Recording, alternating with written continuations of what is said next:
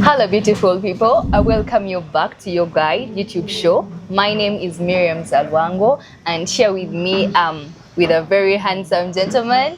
He's going to talk about himself. He's a human rights advocate, and as well, he fights for refugees within Uganda and maybe the rest of the world. He's going to tell us more about himself.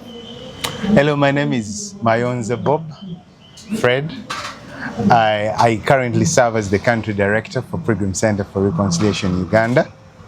I also sit on several other boards in Uganda, but also across the nations.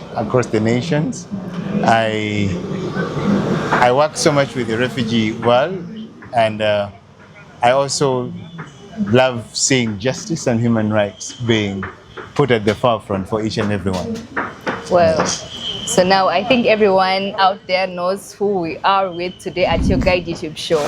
Yes, so Mr. Bob, how do you personally help refugees within Uganda like to feel at home? Well, I want to say thank you, Zarango, for giving us this platform to be here and share about what we do, but also have an interaction in what, as an organization, we do. One of the things that as Pilgrim Center we do healing and reconciliation. One of the things that you were saying about people feeling at home, most people have left their homes because of war, because of fights, because of bullets, because of every hurting thing that has happened. So as Pilgrim Center, most of the things that we do, I could say, one of the things that we do, our core, is to see that we have healing and reconciliation. So when people come here in Uganda, one of the most important things is to see that they can get healing. Healing is very, very important for someone to feel at home. Because there are very many people who say, can you feel at home? But when they still think about their home, when their home is still having a lot of tragedies, they're still remembering the war, they're still remembering the guns, they're still remembering the screaming. So when we combine that, someone feeling at home, for us as Pilgrim Center is to see that someone first get healed from all the wounds, from all the screaming, for them to really restore themselves, identify who they are now, then they can move forward. Yes, so which processes do you go through in order for these people to get the healing from whatever they've experienced back in their countries? We as an organization, we do healing and reconciliation retreats. Okay. So we take away people for 3-4 days, okay. Some of them 2 days, okay. And we take them to a place which we call a safe place. Okay. A safe place where someone can identify whom they are. But there are a series of sessions of talks that we always give them. And because some of these people have trauma, and during these sessions, their trauma goes away. Mm. But above all, our manual is the Bible. Okay. So, and the Bible is the best place and it's the best tool for anyone who feels or who wants to be feeling at home. So you actually introduce Jesus to their lives so that they can get that healing and comfort. We want them to experience the loving Jesus, that person that can take away all the pain that they have. Yes. Okay, so because the governments have failed. Okay.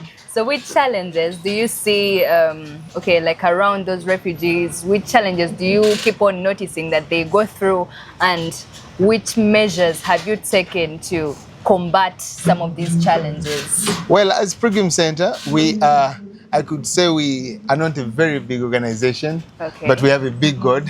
Okay. And we have partnered and we're still partnering with various organizations that we work with, especially with women when they need medical care, with girls that need menstrual hygiene. With young people who have run away from home and they still need to go back to school. They have a future that they need to hold on. With fathers who are seated home or in the camps where they do not have anything to do. So one of the things is that we see that we try to bring in the skilling. How can we help them to regain the skills that they had? But also what is happening is us to help them with the girls doing the hairdressing, doing the tailoring, and also providing, we do medical camps, we do healthy camps We do medical camps with them, but we also bring in what we would call the financial literacy, when we have partners that bring in resource of how they can pitch for their businesses. Because some of these people, when they left their nations, they left with knowledge. They come to Uganda with skill. Knowledge. So when they come here with skill, and we help them get into the space, Yes. where they can get loans, how they can register for their businesses, what are the available opportunities that are in place that they can actually freely say, I can stay in Uganda safely. Okay. Yes. So working with the refugees and hailing out to their camps, how has this experience personally changed your very own perspective about Uganda and humanity? One, I would like to tell you, Zarango, that everyone is a potential refugee. Everyone is a potential refugee. Everyone is a potential refugee. All Because right. we have friends, we have Ugandans that leave this country, Okay. and they go out of this country, but they go and they get their citizenship out of refugee status. Okay. But now for you, when you're here, you feel that Uganda is the safest of all places. Of course, Uganda is safe. But there are people who move out, Okay. and they say, we are refugees. So one of the most important things is to accept and know that what happened to a Congolese, a South Sudanese, a Somalia, an Eritrean, an Ethiopian can happen to me at any time. In Uganda, we have had series of war. From Idi Amin to the war that brought the current president into this country, to other presidents, that because Uganda has been in a series of wars, even the changing of government, changing of power, there has been war, and people have been running here and there. Now, when we go back into our neighboring nations, like South Sudan, we go to Kenya, we go to Congo, we go to Rwanda, we go to Burundi, you'll find out that these are things that have been happening. You know, in Uganda, we say that if your neighbor is having a problem, you have to go back and help them. You do not just sit and say, it's for my neighbor, because you never know what will happen tomorrow. Yes, you never know. So for us, as an organization, but personally to me, is I take a refugee as a person just like me. He is like me. Yeah. Because what will happen if a Ugandan is out of this country and is mistreated? Of course. He is disregarded. He is segregated. To be so bad. So because now, how can we still start thinking that there is discrimination, or we say there is racism because of black and white, but now there is still racism between black and black? No, it shouldn't happen. Yeah, so we need to take our brothers and our sisters as family. Yes. Yes. So, Mr. Bob. Yes. Currently in Uganda, how many refugee camps do you think we have? We have now I think we have 13 refugee camps. 13. And I think we have moved from 1.7, I think we're almost getting to 2 million of refugees numbers that we have here in this nation. Wow. And that comes with the rural, because we have the urban refugees, and we also have those that are in the settlement, those who are in the refugee camps. Yes. So how do you keep on getting these people? Like, how do you notice that this is a refugee? How do they get to know where the camps are? How do they access the camps, basically? How do they access the camps? I think I want to credit the Office of the Prime Minister. Okay. And also UNHCR, and also other partners that we work with that are always at the forefront, to see that our friends that come running from their nations to come and get a safe haven in Uganda, that there is always that because we have the best. Actually, if you didn't know, Zarango, Uganda has the best refugee policy in the whole world. Who else did know? I'm just getting to know that Uganda right has now. the best refugee policy. Wow. Our borders are open. That's the reason I think even when Churchill says it's the Pearl of Africa, but we are the most hospitable country. Yeah, we are the most hospitable country, at least for that I knew. So we bring in people, and anyone who comes into this country, they can thrive. Anyone can feel You know, there is that sense of belonging. So it is very, very important for us as Ugandans to also embrace that, even when we are trying to bring in, promoting tourism, doing whatever we're supposed to do to show the image of this nation. Yes. Okay, so everyone or the refugees can actually access the camps because of the hospitable people they find around Uganda. We have policies. We have, just like I said, the Office of the Prime Minister is responsible for all refugees in this nation. Okay. Then we have the UNHCR. Okay. So that is an international organization that is responsible for all the refugees, and it helps them assess and access all these other things. But we also have organizations like Pilgrim Center. We have organizations like Yarid. We have organizations that we have even a refugee-led network where all these other refugee-led organizations come in and work together to see that they can help themselves. So it is very, very important for us to have that policy, but even for them getting to know when they come to Uganda, they can hear someone who is speaking their language, someone who is there of their own. It is the same thing when you move Zarango from here and you go, let me say to Switzerland, and someone at the airport is speaking Luganda. You feel so good at home. And actually, that's one of the things I always encourage my friends that work in Uganda Airlines, that I think you need to bring in a little bit of the Luganda into the atmosphere, into the clouds, so that people can get to know that, you know, I think I'm almost getting home. Yes. Yeah. All right. Yes. So anyone out there who knows where a refugee is, where people are insecure and need to be held out and helped out, please reach out to what's the organization? Pilgrim Center for Reconciliation Uganda. So it's the Pilgrim Center for Reconciliation Uganda. Yes. So that's the right place to host you out here in Uganda. And yes, you'll feel at home because Uganda has the most hospitable people around the globe, right? That's true. All right. All right. 1958, that is when this place started receiving refugees across the boundaries of Uganda. My name is Mayonze Bob, and we are just on the next way to Nachivale Refugee Settlement. That's where our friends that coming from Congo, from Rwanda, from Burundi come. We are in Nachia Valley Settlement Camp here in Uganda, and wow, we are just amazed at what we've seen. This camp is 170,000 people. It's 71 square miles, representing 10 nations, and it's overwhelming. We're here to do medical, to do some leadership trainings. We're here to do breakout sessions, but our hearts are broken with what we see here today. Yeah. Today, we anticipate to have close to 700 people coming in for the next 2 days, or even more, because those are only people, and we have very many young people and children that we're going to be feeding and giving hope and healing with this ministry of reconciliation that God has brought into our lives. Yes, so welcome back from the short break. It's still Miriam Zalwango on the show, and I'm still here with Mr. Fred.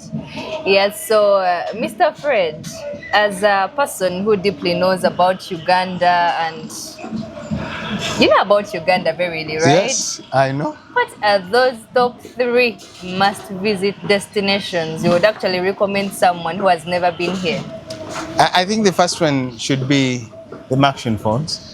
Okay, what do you know about the Maction Falls? Because I've at least been to Paris Safari Lodge, then I went to the Maction Falls. Did you know it has the greatest waterfalls? That is it. All right, so of course Maction Falls should be a must visit for everyone. Then one should go and see the source of the River Nile. The source of the River Nile. Yes, the source actually. Yes. Because where the water is bubbling, where it starts from. I think everyone should actually go out to see where the river Nile actually originates from, because it keeps on parenting many other countries. Yes. Then the other one should be Bwindi.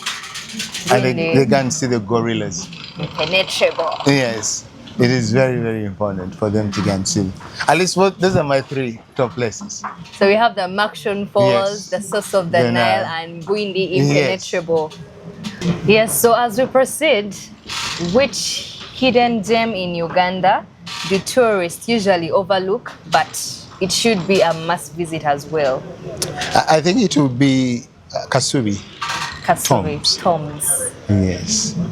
That's a very brilliant idea. I actually had no thought of it. Why would you choose Kasubi Tombs? Because Kasubi Tombs brings in the heritage of Uganda, but it also brings in the heritage of Buganda. Okay. Because, believe it or me, Uganda came from Buganda. Of course, Uganda came from Buganda. So, if you really want to know who Uganda is, with the history, it's very important for you to go and visit Kasubi Tombs. You get to know the heritage of Uganda, one or another. Yeah, at least you will know 60% of this nation. Wow. Yes. So I at times think, to get this word Uganda, I think they just cut a letter B from Buganda, and then that is something that we need to ask our forefathers. not try to yes. ask. So, Mr. Bob, Yes. how would you combine your work of guiding the refugees with promoting tourism within Uganda? I think just like we said initially, is that the open border policy that Uganda has is very encouraging for tourism and for tourists to come here because of one of the hospitality that we have. Though other things happen, just like in any other nation. Those are things that happen. If there are strikes, they are in every nation.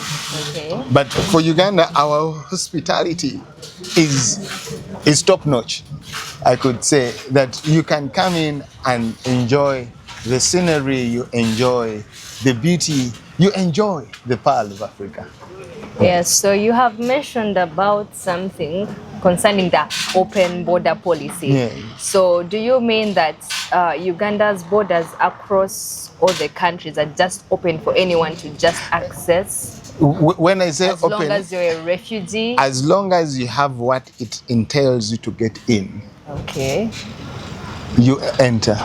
So do the refugees need passports or these other documents to enter Uganda? They register them and they also get a refugee card. Because each and every refugee here in Uganda is registered. So what they only need is a card? Yes, they register them. Then they have the refugee identification number. They have their numbers because we have those who are refugees, but some actually fall into the asylum seeker section, So we have all that. Just like any Ugandan needs to have a national ID. Because with the East African community, we have been crossing into other nations, not because you have a passport, but just because you have a national ID. Yes. Yeah. So I think I'm trying to figure out something. I think to actually get to know these refugees, registration has to take place at the border. Yes, there are always stakeholders. Just like I told you, the Office of the Prime Minister, we have actually even the Minister for Disaster and Preparedness is always there. We have actually even a sector of an office that is actually responsible for refugees. So all these people work together. That's the reason why I was giving flowers to the Office of the Prime Minister, but also with UNHCR as an international UN entity that helps refugees across the world, but even here in Uganda, that when they get to know that this agency has come in, they run in fast at the border to see that all these people are registered, because if you're registered, then you can get all the assistance that you need. Okay. Yes. Well, that's so beautiful. Yes, so Mr. Fred, as someone who has actually been in Uganda for a very long time, you must be having those very unique experiences you've had within the Pearl of Africa. What would you tell someone who has not been to Uganda before, like some of those experiences they shouldn't miss out when they arrive in Uganda? I think any person who comes to Uganda needs to test our food. The food. Any person who comes into this nation has to test our food, because That local food. we have the best soils, I could say, in this East Okay. African or African community. Okay, so Uganda has the best soil. We have the best soil. You can go in the garden, get your cassava even from the ground, clean it, peel it, and eat. Just eat. And it is that, not the fridge things, because most of their food is fridge, freezer. Okay. But we have that natural. We have that natural, that natural delicacy that we have. Yes. Wow, I just like your best feeling. It must be so giving. That, like the food specifically, Yeah. go to the soil, get your cassava, just eat it raw. We have friends who are craving for mangoes, but for us we grow mangoes anywhere, you know. Just go and pick from anywhere. Yes. Okay. Yeah, so Mr. Fred, if you were told to describe Uganda in just 3 words to a person who has never heard of the Pearl of Africa, what would those 3 words be? I would say Uganda is a hospitable nation. Hospitable nation. It has the best food That's the best food and the best climate. and the best climate. Hospitable, best food and the best climate. Of course, that would be Uganda. Even if you would miss out on saying the country, and you just say the country with which is the most hospitable, best food, best climate. Yes. And it's a question, of course, anyone would just choose Uganda. That is it. Wow, so that's so beautiful. The other thing I wanted to know is within these camps, are these people given out some activities to carry on, like to the activities that are basic to life, maybe like farming, other activities that would help them generate a sensation of belonging, like, because they are refugees and they need, they are not necessarily going to go back to their countries at that time, so they'll need activities to sustain them within the countries, because I don't know if food is provided all the time or something like that, like activities to sustain them within the foreign country. Well, Zarango, your question is a little bit technical, because if I go into the technicality of that question, we may shake a few tables here, but the refugee community, years past, they used to give them rations of food, but because of the cutting of the aid, it was cut. So organizations like us and other partners that we work with that are really refugee-led come in to help other refugees themselves. Because when I say refugee-led organizations, these are organizations that are led by a refugee. So a refugee has been in his country, he knows how to go about with the system, then he opens up an organization to help, it's like to give back to his people. So these organizations come in and sensitize, they come in to equip, they come in to train with agriculture, they come in to train with sustainability activities, they come in with education, they come in to help girls get what they're supposed to get. So we have a cluster of organizations that come in to help these people, so which is good to have in this country. Yes. All right, so thank you so much, Mr. Fred. It has been a very, very wonderful moment having you around on our show today. Thank you so much. We are very grateful and privileged. Thank you so much. So could you please, as an activist for human rights and in charge of the refugee camps and all the refugees within Uganda. Could you please just have a simple wrap up for us and tell those people what they actually need to do in case someone finds himself a refuge? Where would they run to? Just a simple wrap up for the whole information you have stated for us. Well, I want to thank everyone that opens their homes and opens their borders for any person that comes in as a refugee, wherever they are in any nation. I'm just calling upon more people to open up their homes, and I'm still calling upon different governments to come at the table to see that the refugee crisis is worked on. I'm also reminding my friends, the refugees, please abide by the rules and guidelines for each and every community that you stay in, each and every country that you have got a home now. And we know peace will prevail, justice will prevail, and together we will have a beautiful world. God bless you. Thank you so much. I remain Miriam Zarwango for your guide YouTube show. Thank you so much for liking our videos. Please subscribe, comment, and share for more information. Thank you so much. See you next time. That was so beautiful.